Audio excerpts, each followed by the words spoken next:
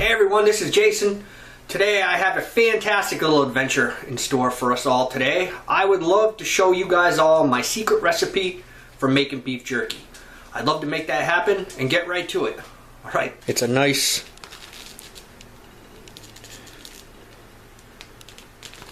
piece of meat for beef jerky. As you can see, there's not a lot of fat running through it, so it makes it good for drying it out. And the board that you see is a stainless steel cutting board. Be very, very careful with this cutting knife right here. If you ever had this slip and you had your hands in this machine, you would cut them off. That's how sharp this thing is. So you just apply a little pressure.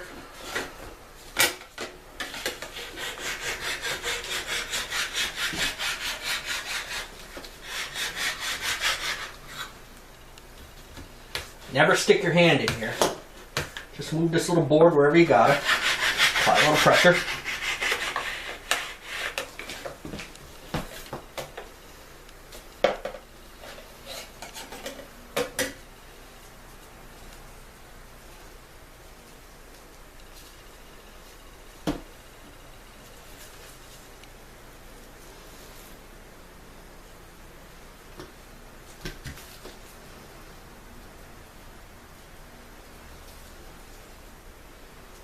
Okay. As you get closer and closer, applying pressure from the top. That's what these plastic trays are for, so you can push it down.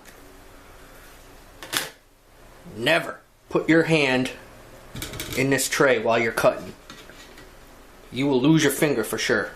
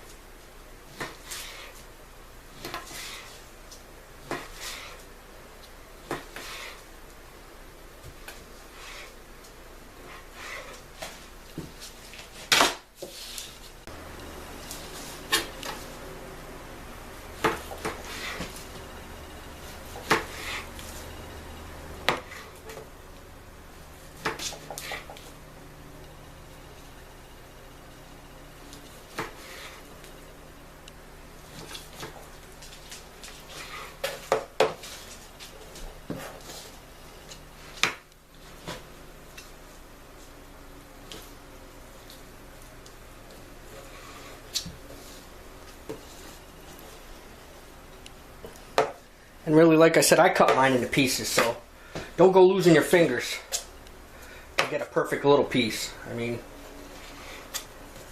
they all dry the same to me. And as I finish up, I just want to make a very clear point, is don't be in such a hurry to keep all this stuff nice and neat.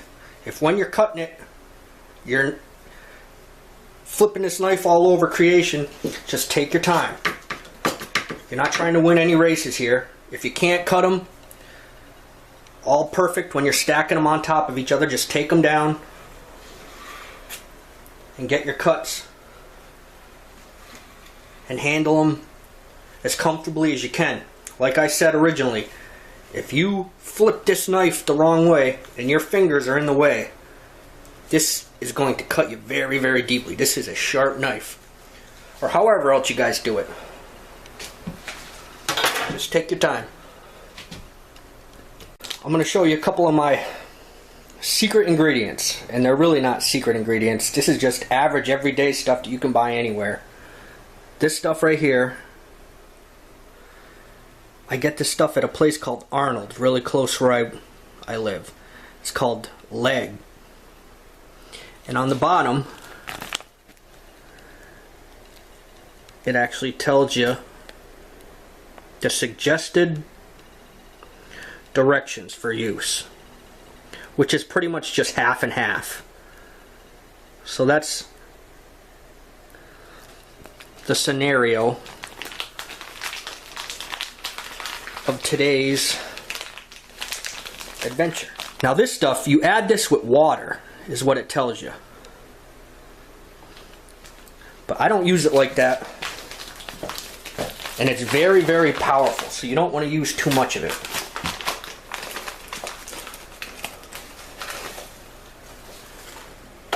That's it. That's all you want. That's a tablespoon, I'm sorry. Now this will make 25 pounds of beef jerky. We've got quite a bit of beef jerky, so I think we're going to go 2 cups.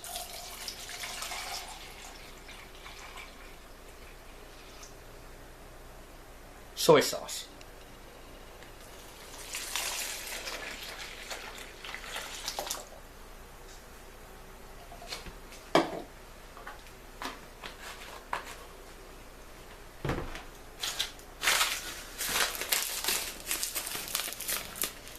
This is Cure.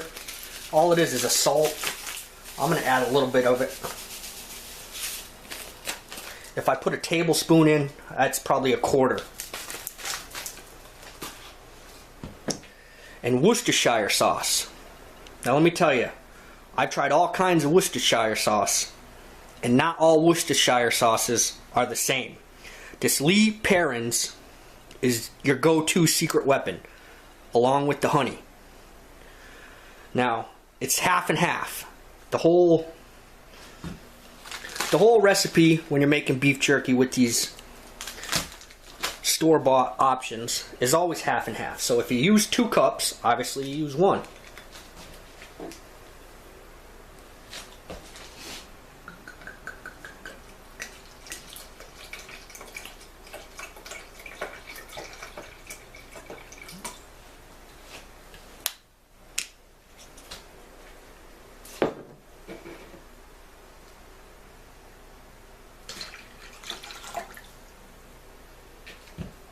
The Worcestershire sauce gives it a real good punch. Even though it's fish sauce, don't let that hinder your technique here. Brown sugar.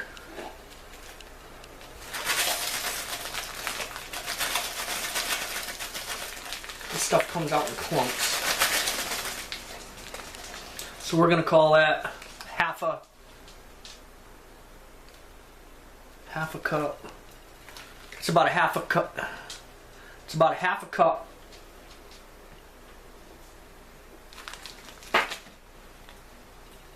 It's about a half a cup of brown sugar.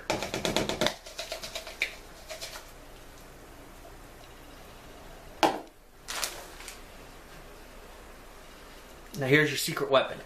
You don't want to add this to last, and you won't need very much of this anyways.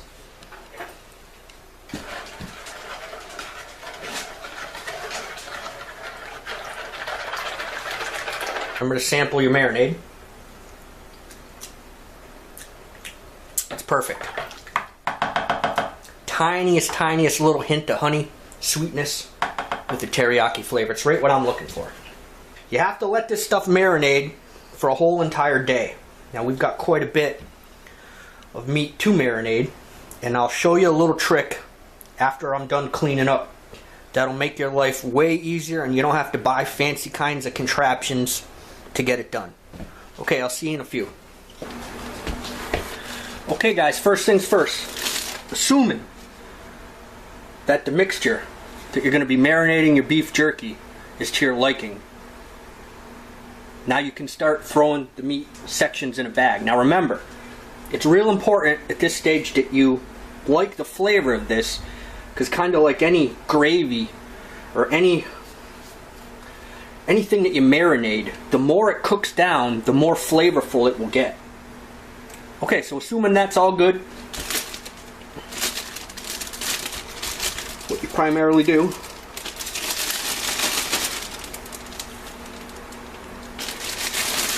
Have one hand free so I can operate the camera. I mean, pretty much all I'm doing is I'm throwing the meat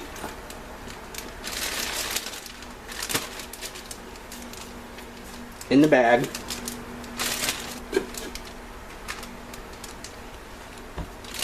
Okay. We've got a pretty good Ziploc bag full of cut pieces for beef jerky. This space at the top is very important. And you don't need any kind of fancy contraptions to suck the air out of this or anything like that. All you need is a big bowl of water, and I'll show you how it's done. Squeeze the bag, make sure all the beef jerky is marinating, and all you do is drop it in the water.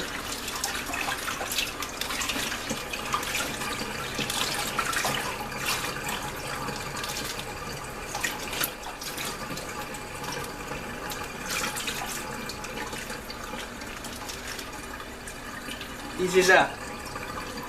Okay. Use the same bowl.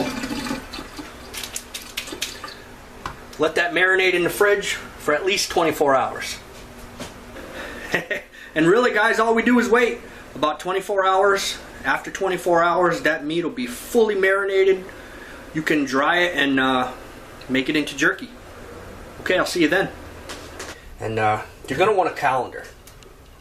Some type of draining unit, especially when you have so much beef jerky. We're not saving it, by the way, the juice.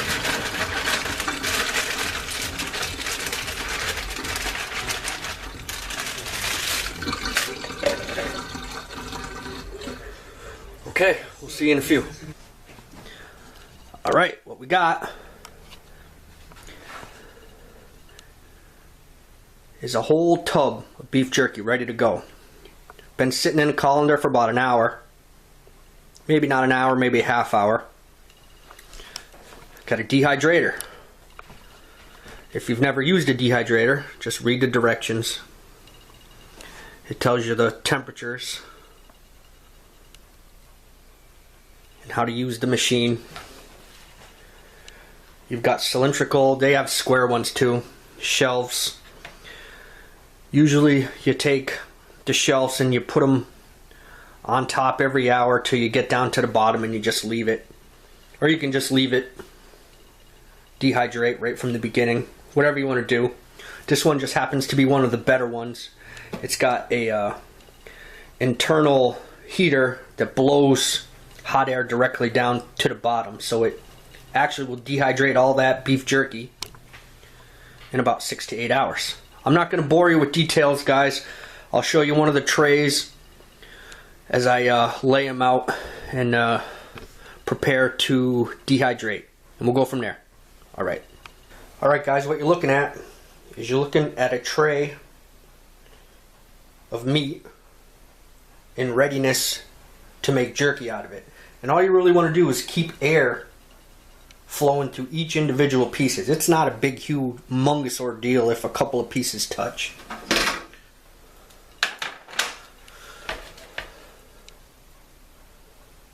If you want, you can throw this stuff on paper towels to completely dry it. I usually go around the edges.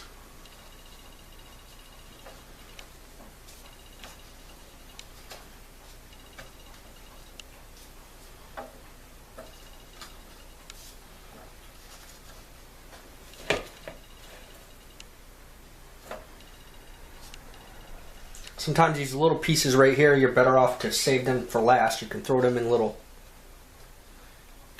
areas like that.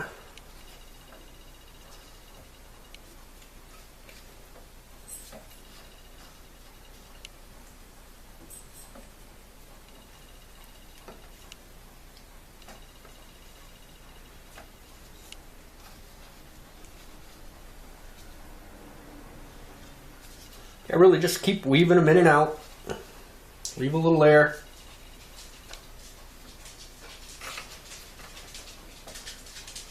so the heat can get everywhere. And before you know it, you'll be doing the next tray.